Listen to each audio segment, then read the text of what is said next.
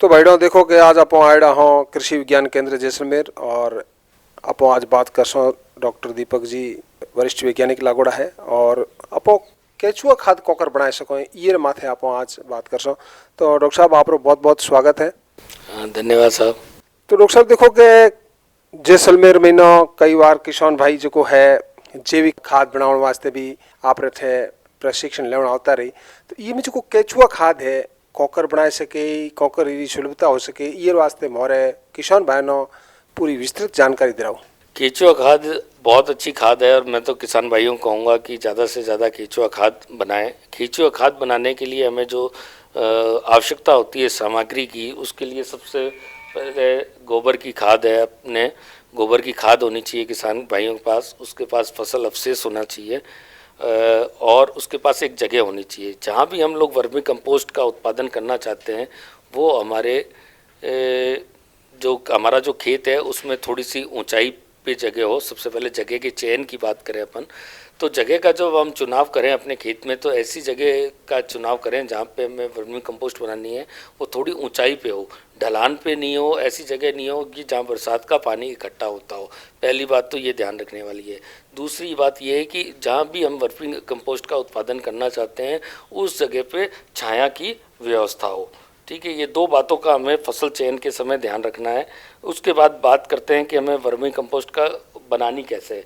तो हमें गोबर इकट्ठा करना है और जो हमारे गाय का गोबर है उसे इकट्ठा करके उसमें थोड़ा सा पानी डालते रहना या ताकि वो ठंडा हो, क्योंकि जो गर्म गोबर होता है उसके अंदर जो केंचुए होते हैं वो मर जाते हैं। ठीक है, तो गोबर है और अपना जो भी फसल अवशेष है बचा हुआ है जो हमारी खेती में, चाहे गेहूं का चाहे किसी का, वो फसल अवशेष की हमें थोड़ी बहुत आवश्यकता पड़ती है। अब इसके लिए जो हम बेड बनाते हैं, अगर किसान भाइयों के पास ज़्यादा पैसा नहीं है, कम लागत में वर्मी कंपोस्ट उत्पादन शुरू करना चाहता है, तो वो एक बेड बना सकता है 6 फीट लंबी, 2 फीट चौड़ी और 2 फीट ऊंची ज़मीन के ऊपर। अगर वो कच्ची बेड बना रहा है तो नीचे पॉलीथीन की उसको आवश्यकता पड़ती है, वरना एक 6 फीट लंबी और 2 फुट चौड़ी भले एक ईंट लगा के वो एक पक्की बना दी और उसमें 2 फीट ऊंची गोलाई पे आती है वर्मी कंपोस्ट, मतलब खाद डालेंगे और वो इस शेप में आए कि वो गोल हो जाए। एक तो ये जहाँ पे अगर हमारे पास पैसा कम है और हम बहुत कम इन्वेस्टमेंट में शुरू करना चाह रहे हैं तो इस तरीके की हम बेड बना सकते हैं और जितना हमारे पास गोबर अवेलेबल है इसकी संख्या उतनी बढ़ सकती है। अगर हमारे पास कम है तो एक बनाएं, 2 3 4 5 इस तरीके से 6x2x2 की अपन बेड बना सकते हैं। हमारे पास अगर पैसा है और हम पक्की बनाना चाहते हैं तो उसके लिए हम लोग 5 फीट चौड़ी, 5 फीट लंबी और 3 फीट गहरी ना ईंटों की अपने ना बेड बना सकते हैं। इसके ऊपर इसके जब बेड तैयार हो जाए तो इसको हमें कई परतों में गोबर को लगाना है। तो सबसे पहले किसान भाइयों से मेरा ये निवेदन रहेगा कि वो नीम की पत्ती, ताकि नीम से क्या है कि कीटनाशक के गुण भी हमारे खाद के अंदर आ जाएंगे। तो नीम की पत्तियां हैं या फसल अवशेष हैं उसकी एक परत लगा दें। उसके बाद एक गोबर और फसल अवशेष मिलके उसकी एक परत लगाते रहें। एक बात ध्यान रखें, जो भी परत एक परत लगाने के बाद 2-3 इंच मोटी होनी चाहिए और इसमें पानी डालते रहें। फिर गोबर की परत लगा दें। उसके बाद अगर हमारे पास चूल्हे की राख हो तो वो बहुत अच्छा है, उससे हमारे जो खाद बनेगी उसमें पोटास की मात्रा अधिक हो जाएगी, तो हम वो भी इसके अंदर डाल सकते हैं।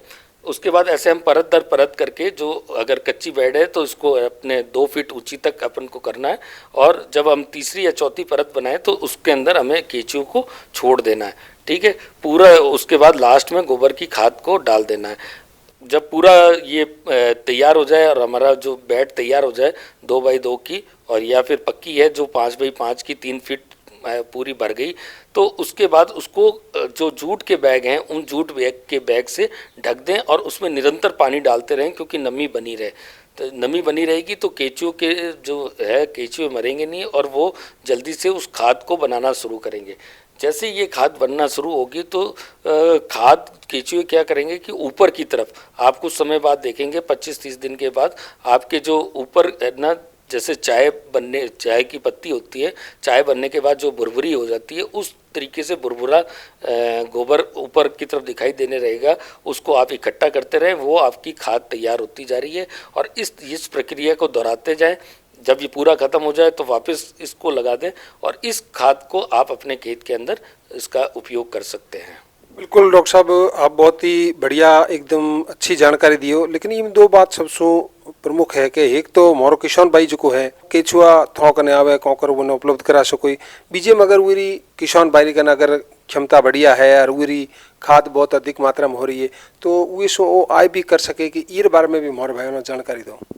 हाँ बिल्कुल, आय उससे प्राप्त कर सकता है। आज के समय में विभिन्न ग्रामीण युवाओं ने ये शुरू किया है और ये 7 रुपये से लेकर 10 रुपये किलो तक बिक रही है वर्मी कंपोस्ट। तो ये आय का बहुत अच्छा साधन है और किसान भाइयों का रुझान भी इस तरीके बढ़ रहा है। जहाँ तक बात है केचुए की, तो कृषि विज्ञान केंद्र से भी केचुए वो प्राप्त कर सकता है या कई प्राइवेट डीलर हैं, एग्रीकल्चर यूनिवर्सिटीज़ हैं जहाँ से वो केचुए प्राप्त करके अपना ये व्यवसाय चालू कर सकता है।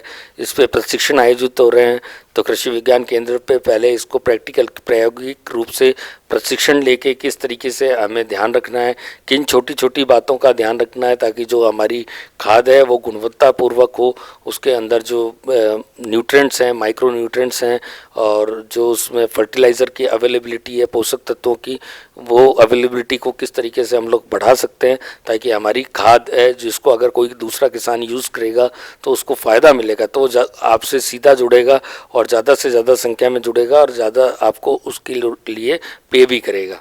बहुत ही बढ़िया बात बताई कि भाई आप प्रशिक्षण भी हो जाए और केचुआ भी उपलब्ध हो जाए, लेकिन एक बात और भी है कि जब ये खाद रो आप भाई प्रयोग करे तो वीरी जो को कृषि है वीर में कितना प्रतिशत की बढ़ोतरी हो जाए, भी जो स्वास्थ्य रे वास्ते खाद कितनी बढ़िया है आप फसल रे महीना। मृदा का स्वास्थ्य, आज जो बात चल रही है कि हमें वातावरण क्लाइमेट चेंज हो रहा है, उसी तरीके से हमारी मृदा है वो भी रासायनिक खादों के कारण बहुत ज़्यादा प्रदूषित हो रही है। तो उसको कैसे हमें बचाना है, मृदा के स्वास्थ्य को कैसे अच्छा करना है, तो उसके लिए हम लोगों को ये वर्मी कंपोस्ट डालना चाहिए।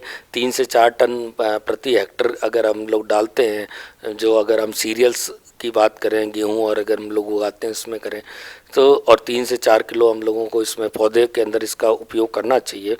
तो ये इससे क्या है कि जो हमारा उत्पादन है, सबसे बड़ी बात है लागत कम होगी और हमारा मृदा का स्वास्थ्य बढ़ेगा और हमारा उत्पादन भी 10 से 15% अगर हम इसको निरंतर इसका उपयोग कर रहे हैं तो देखा जाए तो मुनाफा तो 25 से 30% तक बढ़ जाएगा आपका और उत्पादन 10 से 15% आपका बढ़ेगा। तो इस तरीके से मेरा तो यही निवेदन है कि आप लोग वर्मी कंपोस्ट का उपयोग करें। बहुत ही बढ़िया जानकारी दी दीपक जी, आप हमारे किसान भाइयों, आप बहुत बहुत धन्यवाद। राम राम सा, राम राम।